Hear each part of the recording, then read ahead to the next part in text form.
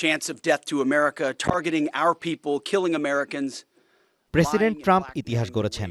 কাশেম সোলেমানিকে হত্যা করা থেকে শুরু করে ওবামা ইরান চুক্তি বাতিল করা, অপারেশন মিডনাইট হ্যামারের মাধ্যমে ইরানের পরমাণু কেন্দ্রগুলো গুঁড়িয়ে দেওয়া এবং সবশেষ অপারেশন এপিক ফিউরিতে অর্জিত চূড়ান্ত সামরিক বিজয়, সবই তার কৃতিত্ব। ইরান এই যুদ্ধবিরতির জন্য অনুনয় বিনয় করেছে এবং আমরা সবাই তা জানি।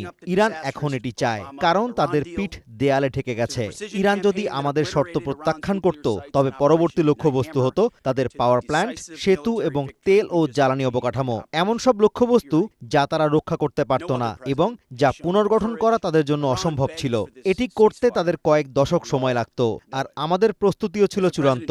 তারা এর বিরুদ্ধে কিছুই করতে পারত না। প্রেসিডেন্ট ট্রাম্পের হাতে কয়েক মিনিটের মধ্যে ইরানের পুরো অর্থনীতি ধ্বংস করে দেওয়ার ক্ষমতা ছিল, কিন্তু তিনি দয়া দেখিয়েছেন। Operation Epic Fury was a historic and overwhelming victory on the battlefield.